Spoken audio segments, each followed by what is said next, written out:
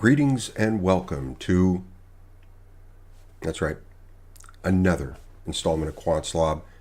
This is 11 in our foundational series, and if you have not already, I strongly suggest that you check out the previous editions in this series. I've created a playlist, Quant Slob Foundational Series, for your convenience. That way you can see where we've been and where we're headed. Very important on any journey. This time around, we're going to take a closer look at the nature of the attributes that can be ascribed to elements or units within a population, in particular, the types of values that they can take. In our Introduction to Populations microseries, we entertained, as an example, an imaginary population of students that could be at a particular university. And I want to stress, of course, that this example is hypothetical. Any one element of an imaginary population is itself perhaps or likely imaginary, but the ideas here are very real. So to help guide our thinking, let's zoom in on one particular member or element of our population. And always be reminded that there are no restrictions on how we conceptualize our elements' attributes. They can be anything. Even though the population is imaginary in some particular element, as we just said, may well be imaginary for any given element, at least as far as these attributes here listed, they are fixed in value for any one particular member.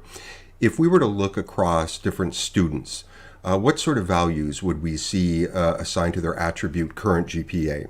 Well, using some subject matter knowledge, we would say that these values would be quantities like 2.56 here.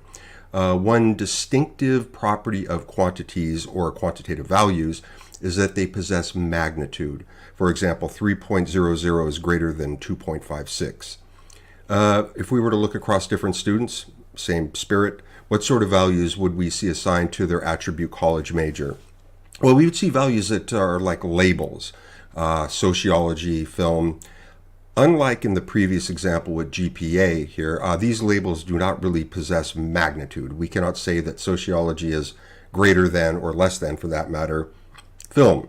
Such values like these labels are commonly called categories. The attribute possessing such values can be called categorical or a factor, so-called factor. One more. How about this attribute?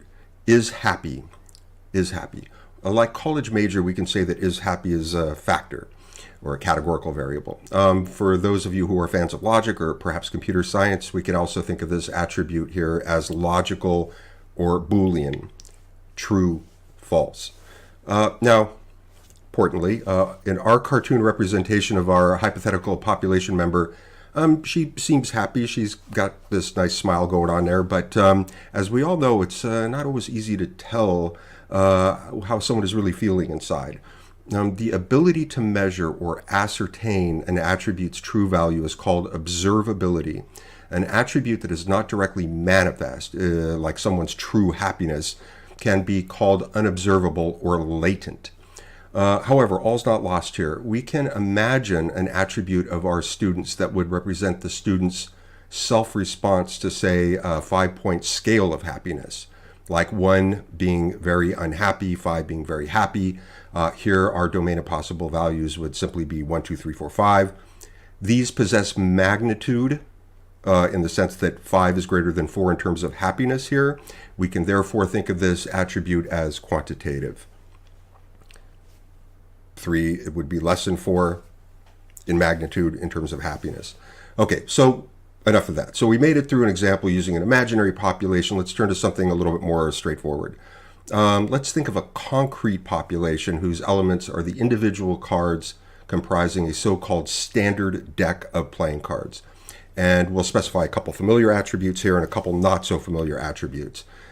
The rank of a playing card, as printed on the card, includes the integers 2 through 10. Then we have 3 face cards, the Jack, Queen, King, and then an ace. Usually, if any available values of an attribute are not on their face, clearly quantitative, we will default to classifying the attribute as categorical. But by the way, this does not prevent us from creating a new attribute that is some transformation of the card's printed rank that can serve some particular context, and we'll be visiting this soon upcoming. As far as suit goes, clearly here a label, or as printed on the cards, an icon like we have here, an icon. Same idea, categorical. By the way, these familiar suits are so-called French suits. And that's it. That's going to do it this time around. Thank you so very much for tuning in. Really do appreciate it. And don't forget to stay tuned for more Quant Slob.